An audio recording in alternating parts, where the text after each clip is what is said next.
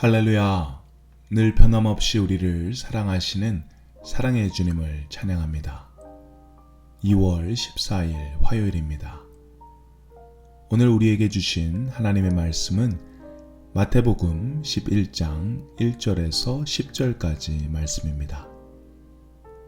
마태복음 11장 1절에서 10절까지 말씀 함께 읽도록 하겠습니다.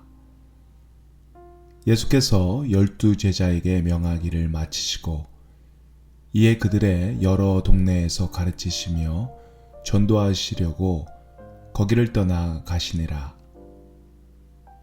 요한이 옥에서 그리스도께서 하신 일을 듣고 제자들을 보내어 예수께 여짜오되 오실 그이가 당신이 오니까 우리가 다른 일을 기다리오리이까.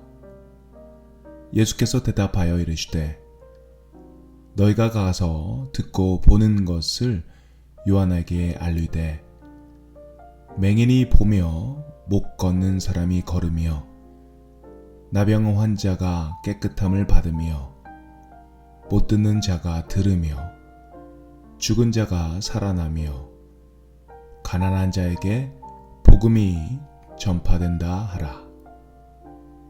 누구든지 나로 말미암아 실족하지 아니하는 자는 복이 있도다 하시니라.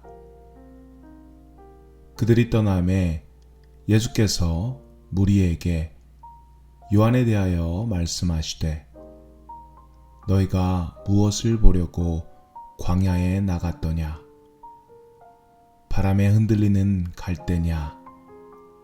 그러면 너희가 무엇을 보려고 나갔더냐? 부드러운 옷 입은 사람이냐? 부드러운 옷을 입은 사람들은 왕궁에 있느니라. 그러면 너희가 어찌하여 나갔더냐? 선지자를 보기 위함이었더냐? 옳다. 내가 너희에게 이르노니 선지자보다 더 나은 자니라. 기록된 바 보라, 내가 내 사자를 내 앞에 보내노니 그가 내 길을 내 앞에 준비하리라 하신 것이 이 사람에 대한 말씀이니라. 아멘. 세례 요한은 헤롯이 그의 동생 빌립의 아내 헤로디아를 취한 것에 대해서 강하게 비난했습니다. 그것이 도덕적이지 않고 정의롭지 않았기 때문입니다. 그래서 헤롯은 그를 감옥에 가두게 되죠. 요한이 감옥에 갇혀 있었지만 여전히 예수님이 어떤 일을 하시는지에 대한 소식을 그의 제자들을 통해서 들을 수 있었습니다. 그런데 세례 요한이 예수님의 사역에 대한 소식을 들으면서 아주 중요한 질문이 생겼습니다. 그리고 그는 그 중요한 질문을 제자들을 통해 예수님께 전달합니다.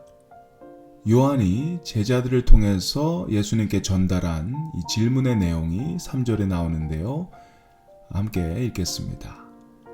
예수께 여짜오되 오실 그이가 당신이 오니까 우리가 다른 일을 기다리오리까. 세례 요한의 질문은 예수님이 과연 그가 기다리고 있는 구약에서 예언하고 있는 그 메시아가 맞냐는 질문입니다. 그리고 요한의 질문에 예수님은 이렇게 대답을 하셨습니다. 5절 말씀입니다. 맹인이 보며 못 걷는 사람이 걸으며 나병 환자가 깨끗함을 받으며 못 듣는 자가 들으며 죽은 자가 살아나며 가난한 자에게 복음이 전파된다 하라. 이것이 예수님의 대답이셨습니다. 왜 생뚱맞게 예수님은 이런 말씀을 하실까 의아해 하실 수도 있을 것 같은데요. 사실 이 대답은 정확하게 예수님께서 메시아란 사실을 알려주고 있는 그런 대답입니다. 설명을 드리자면 예수님의 대답에는 6개의 표적이 있습니다. 맹인이 보는 것, 못 걷는 사람이 걷는 것, 나병 환자가 깨끗한 받는 것, 귀머거리가 듣는 것, 또 죽은 자가 살아나는 것, 가난한 자에게 복음이 전파되는 것. 이렇게 6개의 표적들이 있는데 이 표적들은 구약의 이사야 선지자가 메시아를 예언하면서 제시했던 표적들입니다. 그러니 이 대답은 예수님 자신이 이사야가 예언했던 그 메시아가 맞다라는 대답이 되는 것입니다. 그런데 여기서 굉장히 중요한 사실을 우리가 발견합니다.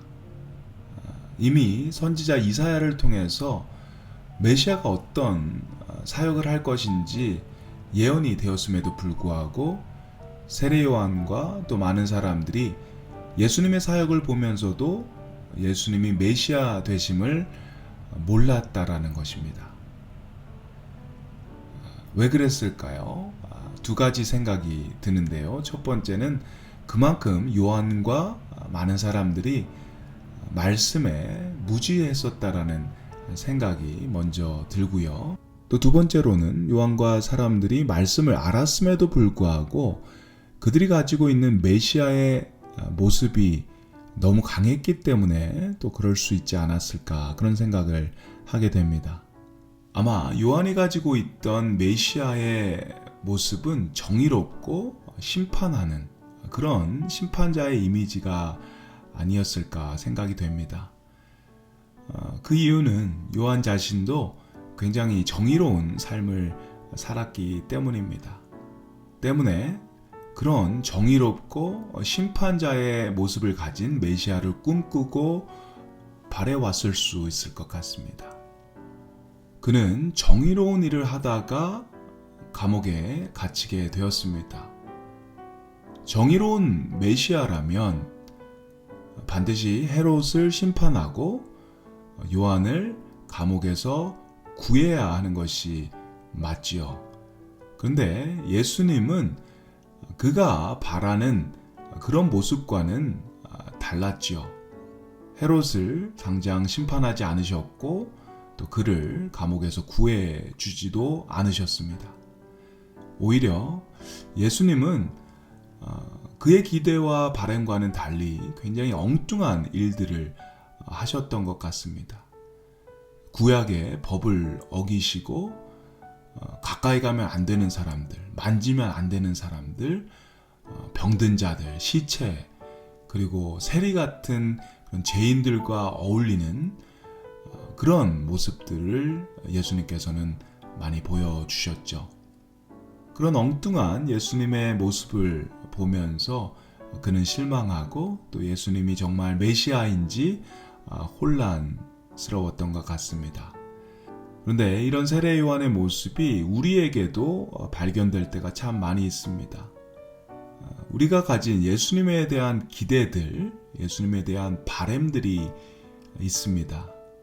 그런데 우리가 가진 기대와 바램에 예수님께서 부응하지 못할 때가 참 많이 있으시죠. 그래서 저희는 예수님을 원망하게 되고 또 의심하게 될 때도 있습니다. 예수님을 잘 믿으면 비즈니스도 잘 되고 아이들도 건강하고 또 성공할 거야, 잘 살 수 있을 거야 라는 그런 기준을 우리가 가질 때가 있습니다. 그런데 현실은 그렇지 않죠. 예수님을 잘 믿어도요, 사람들은 비즈니스가 안 돼서 뱅크럽을 할 수도 있고요, 갑자기 병에 걸리거나 사고를 당할 수도 있습니다. 그런데 이미 우리가 가지고 있는 그 생각이 너무 크기 때문에 그런 상황에 놓이면 우리가 질문을 하게 되죠. 내가 왜 이런 변을 당해야 되나? 내가 예수님을 잘 믿고 잘 따랐는데 왜 이런 상황에 놓이게 되는지, 예수님이 정말 살아계시다면 왜 나한테 이런 일이 일어나는가 라고 질문하고 또 원망도 하고 예수님을 부인하기도 하는 그럴 때가 있습니다. 그런데 이런 생각 자체가 내가 만든 기준, 내가 만든 프레임에 예수님을 집어넣는 그런 행위라고 할 수 있습니다. 내 기준에서 내가 생각한 예수님의 모습이 나오는 것만 바라고 내 기준과 내 바램과 다른 예수님의 모습이 나올 때 우린 무척 괴로워합니다. 그런데요, 예수님은 우리가 원하는 대로 우리의 기준에 따라서 일하시는 분이 절대 아니십니다. 예수님은 성경에 나온 대로 일하시는 분이십니다. 많은 사람들은 자신이 원하는 그런 기준에 따라 예수님의 모습을 생각하고 그것이 정말 메시아의 모습이라고 착각하면서 살 때가 있습니다. 그런 우리들에게 예수님은 6절을 통해서 책망하십니다. 누구든지 나로 말미암아 실족하지 아니하는 자는 복이 있도다. 이 말씀은 예수님께서 잘못하셔서 예수님으로 말미암아 실족한다, 그런 말씀이 아닙니다. 이 말씀은 예수님을 착각한 우리를 향한 책망의 말씀입니다. 예수님은 예수님의 사역을 하나님의 뜻대로 잘 진행해서 하고 계십니다. 그런데 그런 예수님의 모습을 우리가 보면서 예수님은 이렇게 해야 됩니다, 예수님은 이렇게 하면 안 됩니다 라고 생각하는 것 자체가 우리의 잘못이라고 하는 것입니다. 그렇기 때문에 예수님께서 6절에 말씀하신 대로 이 모든 것을 극복하고 실족하지 않는다면 예수님을 제대로 알고 예수님만으로 우리가 만족할 수 있다면 우리에게 복이 주어진다라는 것입니다. 바라기는 저와 여러분 모두가 이 실족을 이겨내고 예수님과 함께함으로 주님이 주실 복에 거하기를 소망합니다. 그리고 여기서 주님께서 저희에게 주신다고 한 이 복도 역시 우리의 기준으로 해석해서는 안 되겠죠. 하지만 여기서 주님께서 약속하신 복은 우리가 생각하는 그 어떤 것보다도 훨씬 더 좋은 것이라 믿습니다. 오늘도 저와 여러분이 이 복을 누리며 살 수 있기를 주님의 이름으로 축원드립니다. 함께 기도드리겠습니다. 좋으신 하나님, 오늘도 귀한 말씀을 저희에게 허락하심을 감사합니다. 주님, 저희는 예수님을 저희의 기준에 맞춰서 우리가 원하는 대로 예수님이 일하시기를 바랄 때가 있었음을 고백합니다. 주님, 저희가 예수님이 어떤 분이신지 성경을 보면서 자세히 알 수 있기를 원합니다. 그래서 나의 기준이 아닌 성경의 기준으로 주님을 바라보게 하시고 또 주님의 일하심을 그렇게 기대할 수 있도록 주님 도와주시옵소서. 오늘도 감사드립니다. 예수님의 이름으로 기도드립니다.